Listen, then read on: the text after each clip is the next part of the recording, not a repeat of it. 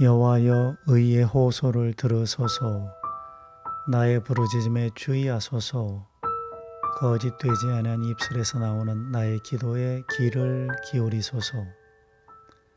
주께서 나를 판단하시며 주의 눈으로 공평함을 살피소서. 주께서 내 마음을 시험하시고 밤에 내게 오시어서 나를 감찰하셨으나 흠을 찾지 못하셨사오니 내가 결심하고 입으로 범죄하지 아니하리이다.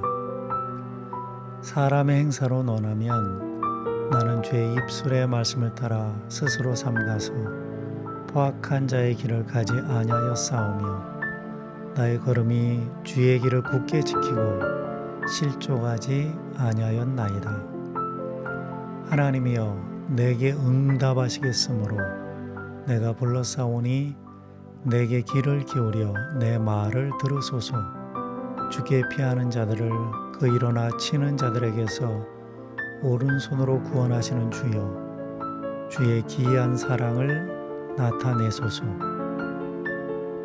나를 눈동자같이 지키시고 주의 날개 그늘 아래 감추사 내 앞에서 나를 압제하는 악인들과 나의 목숨을 노리는 원수들에게서 벗어나게 하소서.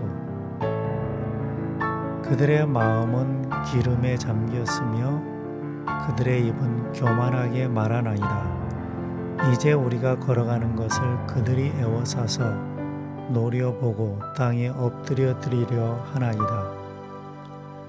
그는 그 움킨 것을 찢기려 하는 사자 같으며 은밀한 곳에 엎드린 젊은 사자 같으니이다.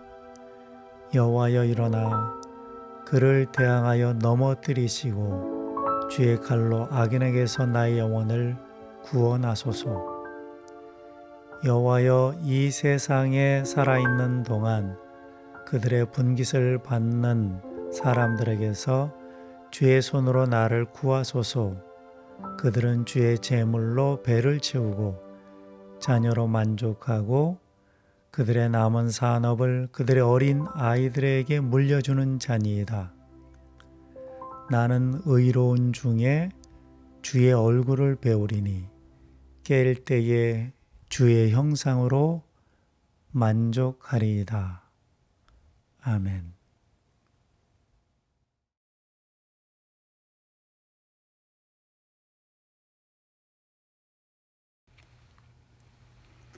안녕하세요. 양민철 목사입니다.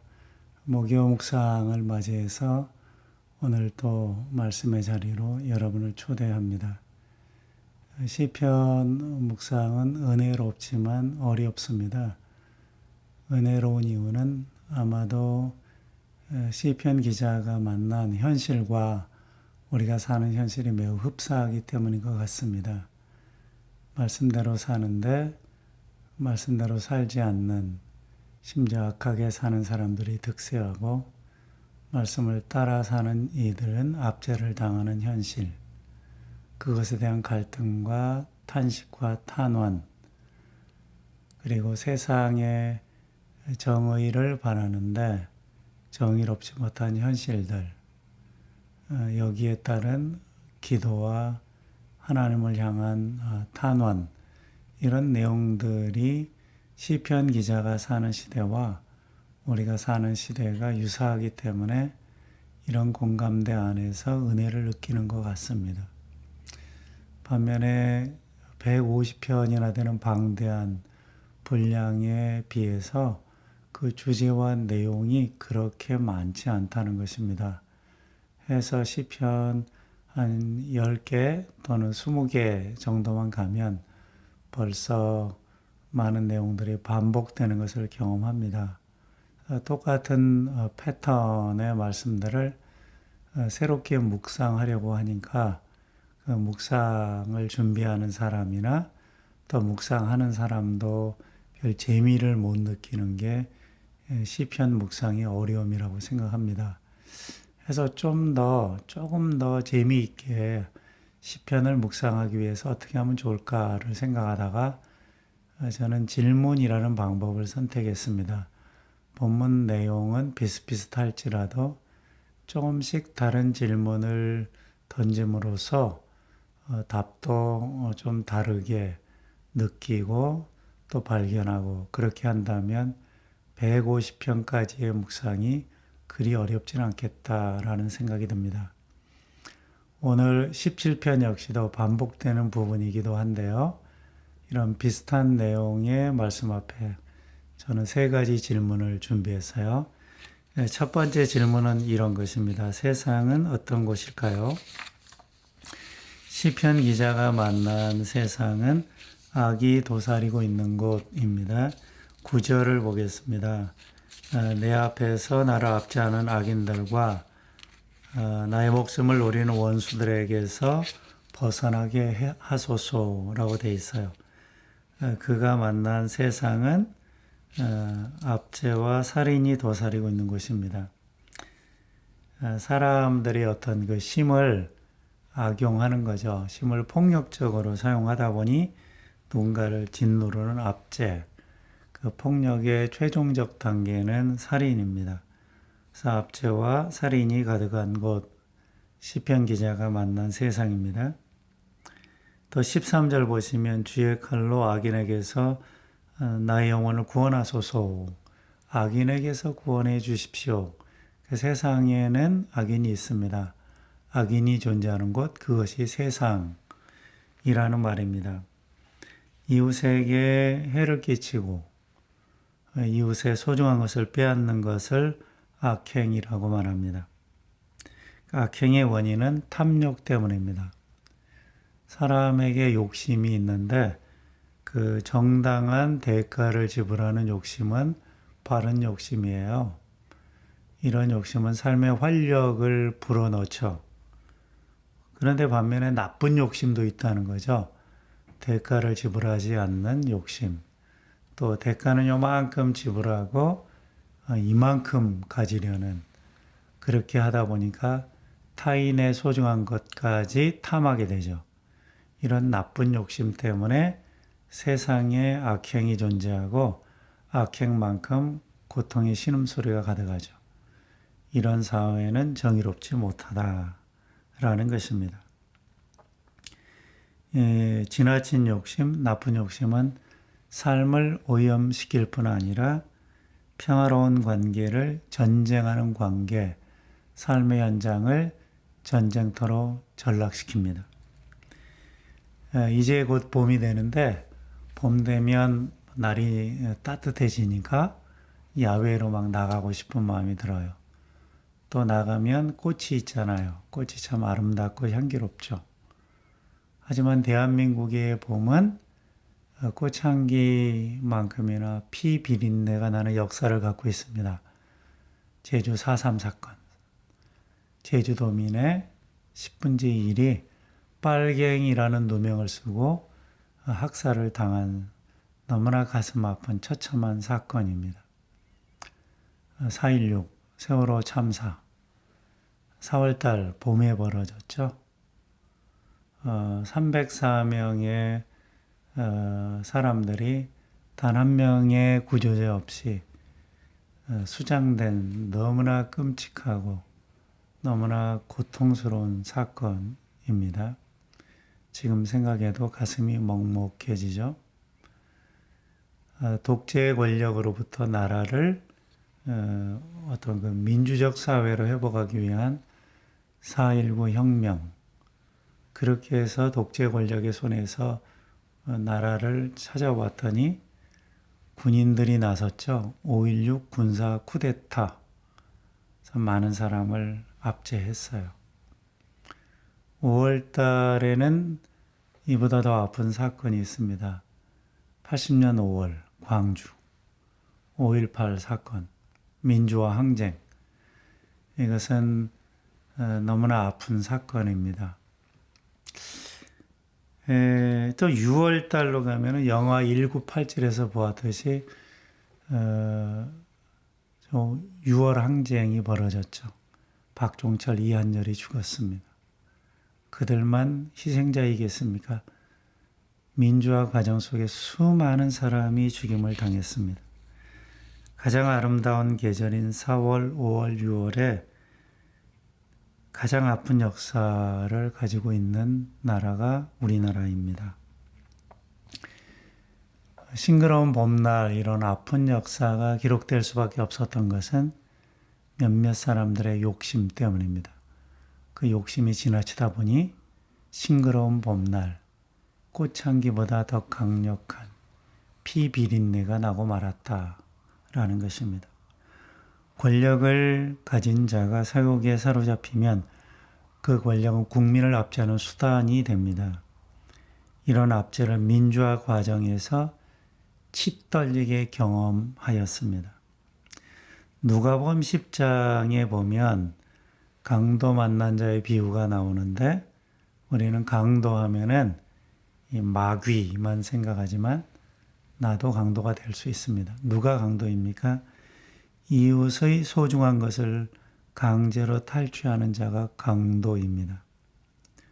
내가 내 스스로의 노력과 대가를 지불함을 통해서 얻은 것은 정당한 그런 열매입니다.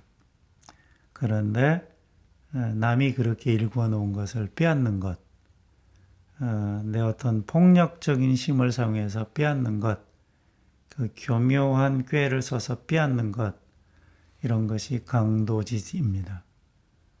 그래서 강도 만난 자의 이웃도 되어서는 안 되겠지만 예수 믿는 사람이라면 강도가 되어서는 안 됩니다.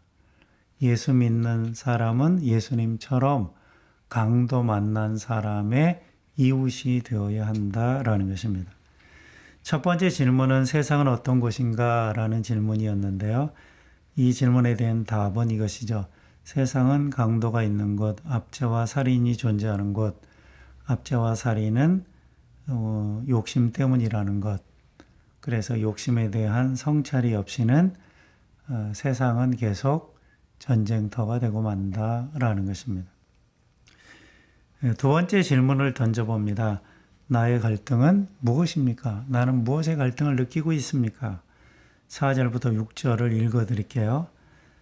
사람의 행사로 논하면 나는 주의 입술의 말씀을 따라 스스로 삼가서 포악한 자의 길을 가지 아니하였사오며 나의 걸음이 주의 길을 굳게 지키고 실족하지 아니하였나이다.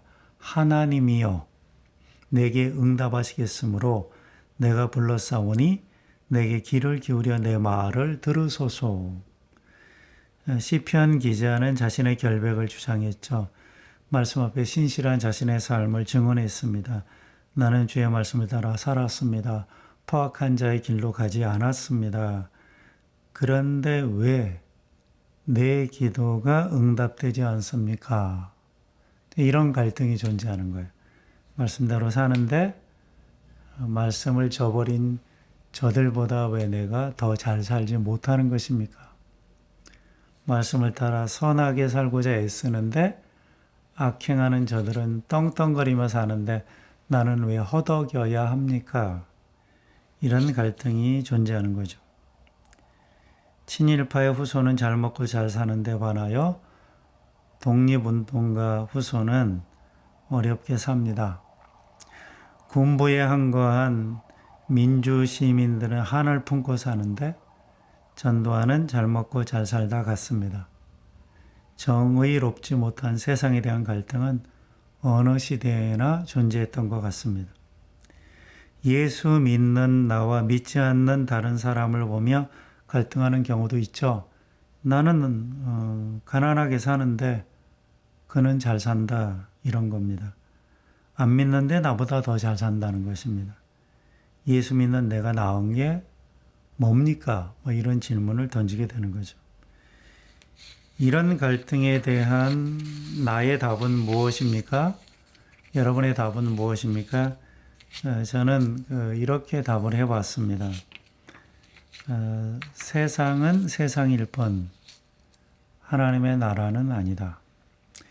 예수 믿는 사람이 아무리 많아져도 여전히 세상입니다. 세상은 수단과 방법을 가리지 않아도 되는 악인이 득세하게 되어 있습니다. 이런 세상에 살고 있다. 이 점을 항상 생각하셨으면 좋겠습니다. 두 번째 저의 답은 이것입니다. 아까 싸우는 것만큼 중요한 게 있는데, 아니, 더 중요한 게 있는데, 그것은 악에 물들지 않고 악인이 되지 않는 것입니다. 악인을 모두 제압함으로 승리할 수 있을까요?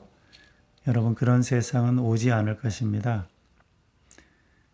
완전한 하나님 나라가 도래하기 전에는 세상에는 그런 나라가 오지 않습니다. 하나님께 속한 사람들이 악에 저항하며 살아가는 것, 그것이 악이 완전히 승리하지 못한다는 것의 증거입니다.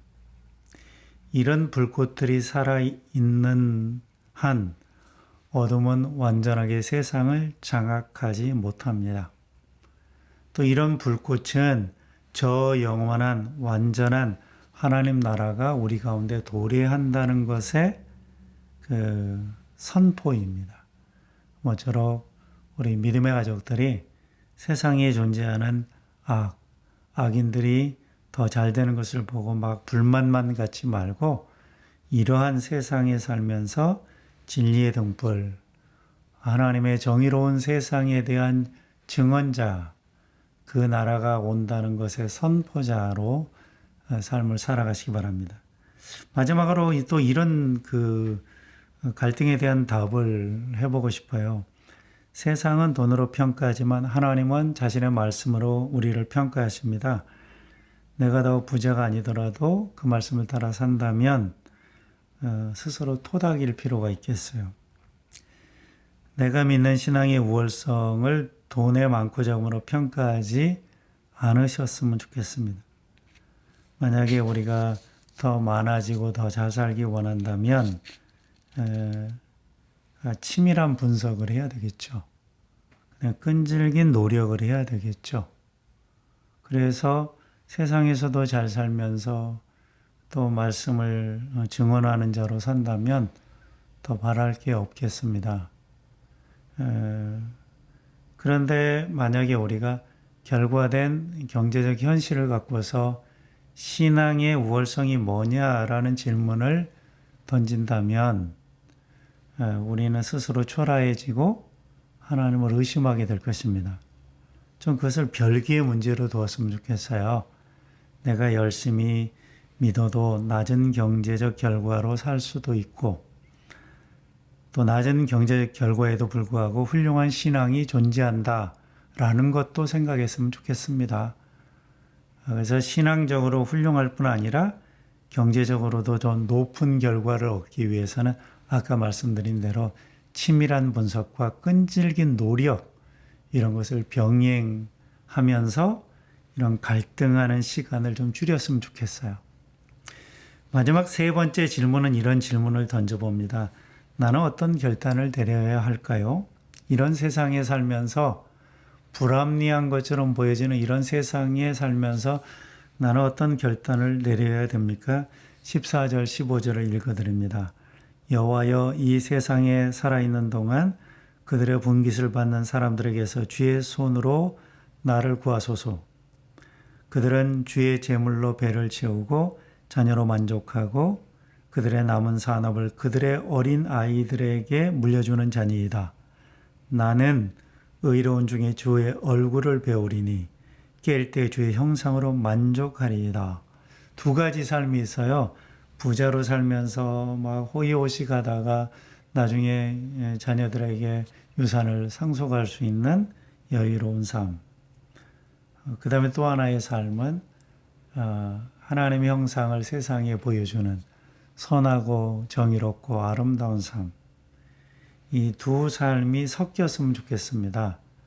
하나님의 형상대로 살면서도 부자로 살았으면 좋겠어요. 그런데 이 두 삶 중에 우선순위를 어디에 둘 것이냐.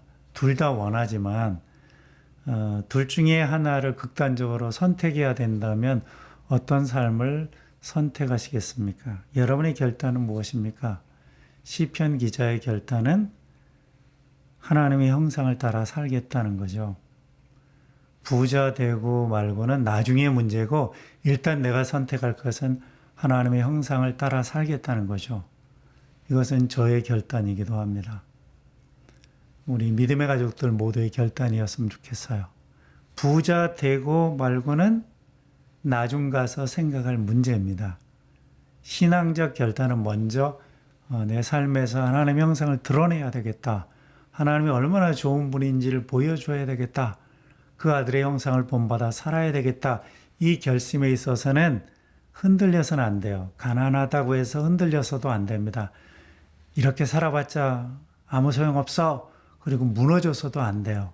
이것은 뭐 경제적으로 많아지든 뭐 적어지든 관계없이 그 아들의 형상을 본받아 살아가고자 하는 믿음의 열심은 계속 이어져야 되고, 나머지 경제적으로 더 좋은 결과가 나타나기 위해서는 아까 말씀드린 대로 치밀한 분석과 끈질긴 노력, 그리고 하나님 앞에 열심히 기도하면서 수고하고 애쓰고 하는 거죠. 이런 결단이 여러분의 결단이 되기 바라고, 이런 결단이 흔들리지 않게 되기를 바랍니다. 그리고 한 가지 더, 우리 믿음의 가족 모두가 나눠주고 베풀고 섬기며 살아갈 수 있는 경제적 풍요 속에 살아가기를 주의 이름으로 축복합니다. 감사합니다.